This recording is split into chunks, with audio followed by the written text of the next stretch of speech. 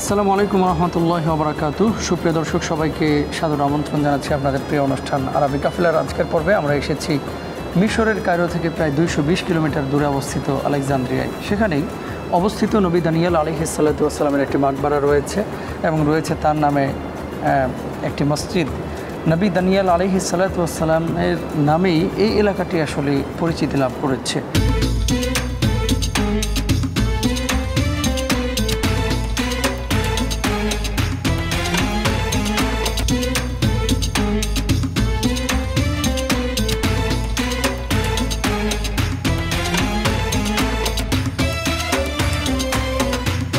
Title sponsor Live Boy. Award by Prawn Recipe Mix. Co-sponsor Shima Steel SARM. ইফতারের আর কয়েক minute বাকি। জীবাণু ইফতারের আগে লাইফ বয় যাতে জীবাণুরা চলে যায় লাইফ বয় যাতে জীবাণুরা চলে যায় লাইফ বয় জীবাণুরা চলে যায় লাইফ বয়। আমরা সম্মানিত শাইখের কাছে প্রথমেই যে বিষয়টি জানতে চাব, বরাবর মতো শাইখ আজকেও আলোচনা করবেন আমাদের প্রিয় শেখ সাদিকুর রহমান আল আজহারি। সম্মানিত শেখ, আপনার কাছে যে বিষয়টি জানতে যাচ্ছি, নবী দানিয়াল আলাইহিস সালাতু ওয়াস সালামের এই যে এলাকা এবং এই এলাকা পরিচিতি লাভ করেছে ওনার নাম অনুসারে, সেই সাথে ওনার যে জীবন ইতিহাস সেই সম্পর্কে যদি আমাদেরকে বলতেন। আলহামদুলিল্লাহ রাব্বিল আলামিন ওয়াসসালাতু ওয়াসসালামু আলা রাসূলিহিল আমিন সুম্মা আম্মা বা'দ। আমরা যেই জায়গাতে এখন দাঁড়িয়ে আছি এটি হচ্ছে নবী দানিয়াল আলাইহিস সালাতু ওয়াস সালামের নামে একটি মসজিদ। মূলত ওনার কবরটা এই জায়গায় আসা নিয়ে অনেক মতামত পাওয়া যায়। আল বিদায়া ওয়ান নিহায়ার মধ্যেও এই বিষয়ে কথা এসেছে, তারিখে বাগদাদির মধ্যে এসেছে, তারিখুল ইসলামের মধ্যে এসেছে, অন্যান্য অনেক কিতাবের ভিতরে এসেছে। কিভাবে আইডেন্টিফাই করা হলো যে ইনি হচ্ছেন নবী দানিয়াল আলাইহিস সালাতু ওয়াস সালাম? মূলত আমর ইবনুল আস রাদিয়াল্লাহু তাআলা আনহু যখন মিশরকে বিজয় করলেন, ইস্কান্দারিয়াকে বিজয় করার পর তিনি অনেকগুলো কবর পেলেন এবং অনেকগুলো লাশ পেলেন, যে লাশগুলো বিভিন্ন জায়গায় পড়ে আছে। এই লাশগুলোর ব্যাপারে যখন ওমর রাদিয়াল্লাহু তাআলা আনহুর কাছে চিঠি লিখলেন, ফা আমারা বিদাফনিহি বিল্লাইল, রাত্রিবেলায় দাফনের ব্যাপারে ওমর রাদিয়াল্লাহু তাআলা আনহু বললেন, যাতে করে মানুষ খুব বেশি জানতে না পারে। কৌতূহলী হয়ে পড়লে একটা সময় দেখা যাবে এগুলো নিয়ে বাড়াবাড়ি শুরু হবে, যেমনটা এখন অনেকেই করছে। তো সেই সময়ে আমর ইবনে আস রাদিয়াল্লাহু তাআলা আনহু 13টা কবর খুঁড়ে ফাওয়াজাদা সালাসাতা আশার জুসাস, 13টা দেহ তিনি সেখানে পেলেন এবং সেগুলোকে এনেই তিনি দাফন করলেন বিভিন্ন জায়গাতে। সেই 13টি জুসা অথবা লাশের মধ্যে একটি লাশের ব্যাপারে আনাস বিন মালিক রাহিমাহুল্লাহ তিনি বলছেন যে আনফু যিরাআন, নাকটা ছিল অনেক বড়। আবুল আলিয়া তিনি বলেছেন আনফুহু শিবরান, এক বিগত অথবা এর চাইতে এক হাতের সমান ওনার নাক ছিল। এর দ্বারা বোঝা যায় যে উনি অনেক পূর্বেকার সময়ের নবী ছিলেন। নবী দানিয়াল আলাইহিস সালাতু ওয়াস সালাম ঠিক কোন সময়ের নবী ছিলেন এটা নিয়ে অনেক ইখতিলাফ আছে, তবে উনি অনেক আগেকার নবী ছিলেন, প্রাচীন নবী ছিলেন, বনি ইসরায়েলের নবী ছিলেন, এ ব্যাপারে সবাই ঐকমত পোষণ করেছেন। তো সেই নবী দানিয়াল আলাইহিস সালাতু ওয়াস সালাম নবীদের দেহটাকে কোনো মাটি বক্ষণ করে না। জি, তো মাটি যেহেতু নবীদের দেহকে বক্ষণ করে না, সেই তো ওনার দেহটা হুবহু অবয়বে ছিল, পরবর্তী সময়ে এখানে এনে দাফন করা হয়েছে। এই বিষয়গুলো নিয়ে মিশরের একটি কিতাব আছে মাসর ক্বাবলা আসরিল ইসলামী, মানে ইসলাম প্রবেশের পূর্বে অথবা ইসলামী বিজয়ের পূর্বে মিশরের অবস্থা কেমন ছিল এটা নিয়ে একটা কিতাব লেখা আছে। সেই কিতাবের ভিতরেও এই বক্তব্যগুলো উল্লেখিত হয়েছে যে সেখান থেকেই দানিয়াল আলাইহিস সালাতু ওয়াস সালামের লাশটাকে উদ্ধার করা হয় এবং ঠিক এই জায়গাতেই ধারণা করা হয় যে পাশে একটি খনন করা একটা জায়গা ছিল। লোকেরা বলে থাকেন যে হতে পারে এই জায়গাতেই ওনাকে শুলে চড়িয়ে হত্যা করা হয়েছিল, কারণ বনি ইসরায়েলরা অসংখ্য নবী আম্বিয়া আলাইহিমুস সালামদেরকে অবিচারে নির্বিচারে হত্যা করেছে। ধন্যবাদ। সম্মানিত শেখ, আরেকটি বিষয় জানতে চাচ্ছি, নবীদের সংখ্যার ব্যাপারে 2,24,000, 1,41,000 নানান কথা বলে থাকেন। এ ব্যাপারে আপনার কোনো বক্তব্য আছে কিনা বা কোরআন সুন্নায় কোনো ইঙ্গিত আছে কিনা? জি, নবী আম্বিয়া আলাইহিমুসসালামদের মধ্যে 25 জন নবীর কথা আল্লাহ রাব্বুল আলামিন কোরআন কারীমে বর্ণনা করেছেন। এর বাহিরে অনেক নবী আম্বিয়া আলাইহিমুসসালাম আল্লাহ রাব্বুল আলামিন প্রেরণ করেছেন, যেটা কোরআন থেকেই বোঝা যায় যে অসংখ্য নবী আম্বিয়া আলাইহিমুসসালামদেরকে আল্লাহ রাব্বুল আলামিন দায়িত্ব দিয়েছিলেন, প্রেরণ করেছিলেন প্রেরিত দায়িত্ব দিয়ে। সেই নবী আম্বিয়া আলাইহিমুসসালামদের হয়তো অনেকের নামও আমরা জানি না, অনেকের নাম আমরা পাইনি, কিন্তু হাদিসের ভিতরে দানিয়াল আলাইহিস সালাতু ওয়াস সালামের নামটা পাওয়া যায়। এই জন্য ওনার নামটা আমরা বলতে পারি যে ওনার নাম ছিল নবী দানিয়াল। এরকম অসংখ্য নবী আছে যাদের পরিচয় আল্লাহ রাব্বুল আলামিন আমাদের সাথে হয়তো পরিচিত করেননি। সেদিন আল্লাহ রাব্বুল আলামিন কিয়ামতের দিন দেখাবেন।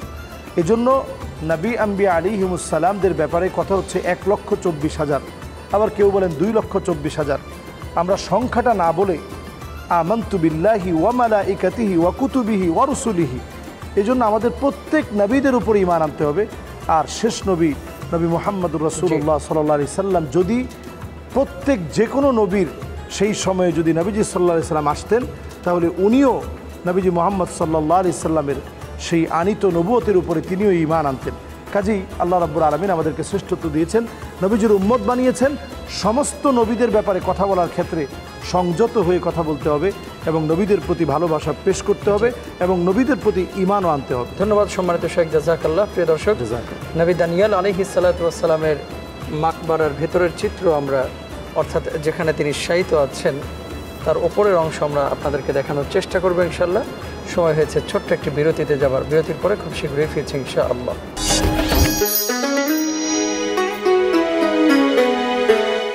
আগের হলুদ বদলে ব্যবহার করছি প্রাণ গুঁড়া হলুদ। অল্পতেই পারফেক্ট কালার, তাই আপনিও বদলে ফেলুন। একবার প্রাণ গুঁড়া মশলা ব্যবহার করেই দেখুন।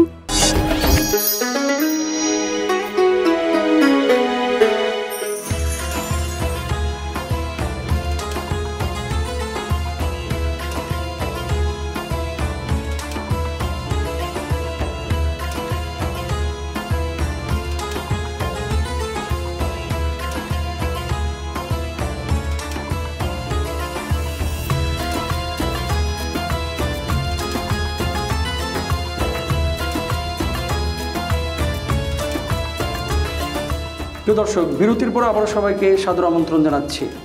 আজকে আমরা আরবি কাফেলায় নবী দানিয়াল আলাইহিস সালাতু ওয়াস সালামকে নিয়ে কথা বলছিলাম। এর আগেও আমরা বেশ কয়েকটি স্থানে ওনার কবর আছে বলে স্থানীয় কিছু মানুষের মুখ থেকে কথা শুনেছিলাম এবং ইতিহাসবিদরাও মতভেদ পেশ করেছিলেন। আলেকজান্দ্রিয়ায় নবী দানিয়াল আলাইহিস সালাতু ওয়াস সালামের যে কবরের পাশে আমরা দাঁড়িয়ে আছি, শেখ সাদিকুর রহমান আজহারের কাছে দুটো বিষয় আমি প্রথমে জানতে চাই। এক নম্বর, তিনি নবী ছিলেন কিনা, তার কথা কোরআনুল কারীমে আছে কিনা। দুই নম্বর বিষয়টি হচ্ছে, আমরা অন্যান্য দেশেও ওনার কবর আছে বলে দাবি শুনেছি, সে বিষয়টি নিয়ে যদি বলতেন, এটা কোনটা সত্য? জাযাকুমুল্লাহু খায়রান। আমরা একজন নবীর মাকবারায় এসে বলতে গেলে অনেক সময় খুব আবেগ আপ্লুত হই। যেই নবী আম্বিয়া আলাইহিমুসসালামদেরকে অনেক বেশি কষ্ট দিয়ে শহীদ করা হয়েছে, অনেক বেশি অন্যায় আর জুলম করে যাদেরকে শহীদ করে দেওয়া হয়েছে, জি, তাদের মধ্যে একজন উল্লেখিত নবী হচ্ছেন নবী দানিয়াল আলাইহিস সালাতু ওয়াস সালাম। নবী দানিয়াল আলাইহিস সালাতু ওয়াস সালাম, ওনার কথা যদিও নাম আকারে কোরআনুল কারীমে উল্লেখ হয়নি, তাফসীরের কিতাবের মধ্যে যদি আমরা খুঁজি, দানিয়াল আলাইহিস সালাতু ওয়াস সালামের নাম পাওয়া যায়। আমরা দানিয়াল আলাইহিস সালাতু ওয়াস সালাম এমন নবী ছিলেন, ওনার ঠিক পাশেই একটি জায়গা আছে, এই কবরের ঠিক পাশে একটি জায়গা আছে যেখানে ওনাকে শুলে চড়িয়ে হত্যা করা হয়। আল্লাহু আকবার। ওই জায়গাটি এবং এই নিদর্শনটি আমাদেরকে আসলে ইতিহাসের যে তথ্যগুলো অন্যান্য অনেক দেশই দাবি করে, জি, এটা অনেক বেশি অথেন্টিক হওয়ার ক্ষেত্রে এটি জোরালো একটি প্রমাণ যে পাশেই ওনাকে যেই জায়গাতে শুলে চড়িয়ে হত্যা করা হয়েছিল, সেই জায়গাটি কিন্তু এখনো পর্যন্ত রয়েছে। জি, কোরআনুল কারীম আল্লাহ রাব্বুল আলামিন বলছেন, যালিকা বিআন্নাহুম ইয়াকফুরুনা বিআয়াতিল্লাহ ওয়া ইয়াকতুলুনান নাবিয়্যিনা বিগাইরি হক। অন্যায়ভাবে তারা নবী আম্বিয়া আলাইহিমুস সালামদেরকে হত্যা করেছে নবীদের নামগুলোকে পর্যন্ত তারা বিকৃত করেছে। যেমন কাউকে জ্যাকব, কাউকে ইউজারসেফ, কাউকে ডেভিড, কাউকে ডেভিড, এবং দানিয়াল আলাইহিস সালাতু ওয়াস সালামকে তারা বলে ড্যানিয়াল। আমরা ওনাকে যেই নামে ডাকি সেটা হচ্ছে দানিয়াল আলাইহিস সালাম। উনি নবী ছিলেন, এ বিষয়ে অসংখ্য প্রমাণাদি বিভিন্ন তাফসীরের কিতাবের ভিতরে এসেছে। আমরা এই পুরো বিষয়টি আপনাদের কাছে ইনশাল্লাহ দেখাচ্ছি। এবং এখানে নবী দানিয়াল আলাইহিস সালাতু ওয়াস সালামের স্মরণে একটি মসজিদ নির্মিত হয়েছে এবং এই পুরো এলাকার নামই এই শারে নবী দানিয়াল, রাস্তা নবী দানিয়ালের নামে।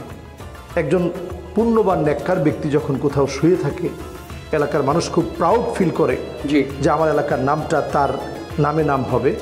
তো ওনার নামটাও এইভাবে করে ইতিহাসের পাতায় আজও ছড়িয়ে আছে এবং পাশেই কিন্তু আমরা দেখাবো যেই জায়গাতে ওনাকে শুলে চড়িয়ে ধন্যবাদ মোহতারাম। অন্যায়ভাবে হত্যা করা জানতে চাই, আরেকটি বিষয় জানতে চাচ্ছি, কি কারণে তাকে হত্যা করা হয়েছিল? নবীদের তো আল্লাহ তাআলা একটা দায়িত্ব দিয়ে পাঠান। জি, আগের হলুদ বদলে ব্যবহার করছি প্রাণ গুঁড়া হলুদ। অল্পতেই পারফেক্ট কালার, তাই আপনিও বদলে ফেলুন। একবার প্রাণ গুঁড়া মশলা ব্যবহার করেই দেখুন।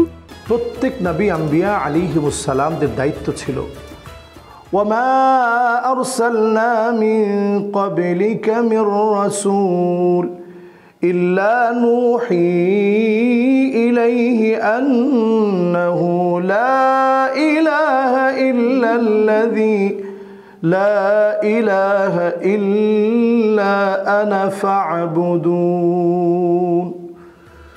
সমস্ত নবীদের দায়িত্ব ছিল, কোরআন কারীমের একটি আয়াত থেকে আমরা পরিষ্কার বলতে পারি, ওয়ামা আরসালনা মিন ক্বাবলিকা মির রাসূল ইল্লা নূহি ইলাইহি আন্নাহু লা ইলাহা ইল্লা আনা ফা'বুদুন।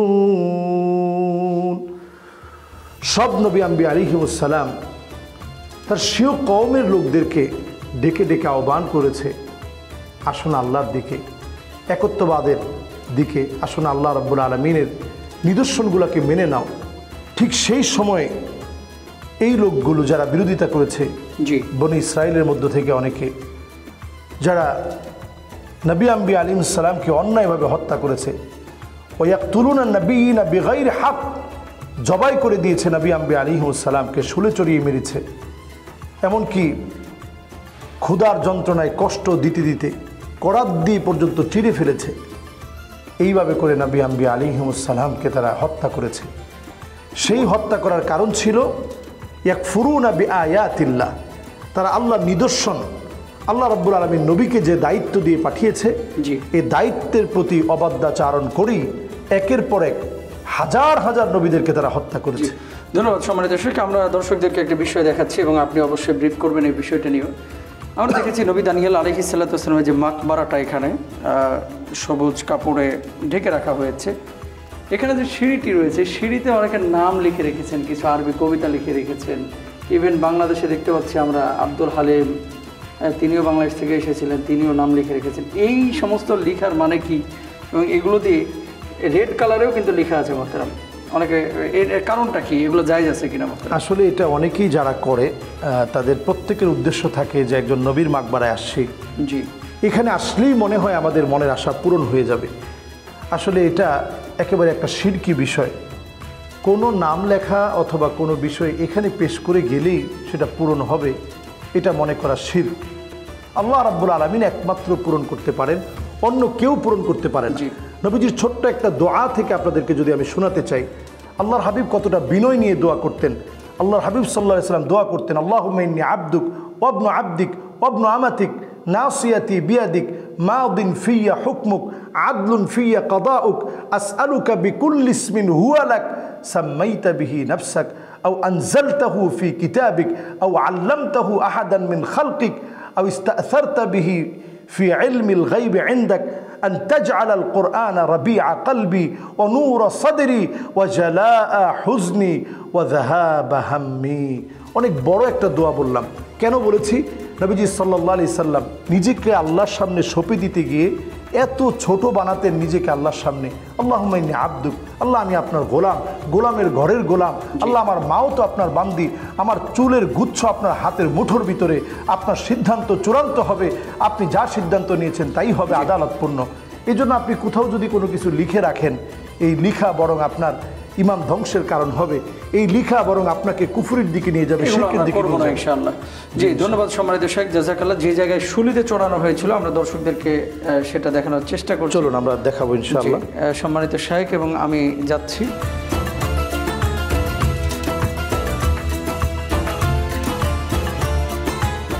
জি, অনেক অন্ধকার, একেবারে গুটগুটে অন্ধকার। যেই জায়গাতে ওনাকে শুলে চড়ানো হয়েছিল, গুটগুটে অন্ধকার এই জায়গাতেই নবী দানিয়াল আলাইহিস সালাতু ওয়াস সালামকে এই জায়গাতে শুলে চড়ানো হয়। এবং এটি আমরা সাধারণভাবে লেন্স দিয়ে টেনে আনতে পারছি না, কারণ এতটাই অন্ধকার এবং এতটাই গভীর গহীন একটা কূপের মতো এই জায়গাতেই ওনাকে শুলে চড়ানো হয়। আজ অবধি এই জায়গাকে সংরক্ষণ করে রাখা হয়েছে, এই জায়গাটা সংরক্ষিত অবস্থায় আছে। আলহামদুলিল্লাহ, নবী দানিয়াল আলাইহিস সালাতু ওয়াস সালামের কবরের পাশ থেকে। প্রিয় দর্শক, আজকে আমরা বিদায় নিচ্ছি। ইনশাআল্লাহ আগামীকাল নতুন পর্বে নতুন স্থাপনা আবার দেখা হবে। আল্লাহ হাফেজ। আসসালামু আলাইকুম ওয়া রাহমাতুল্লাহ।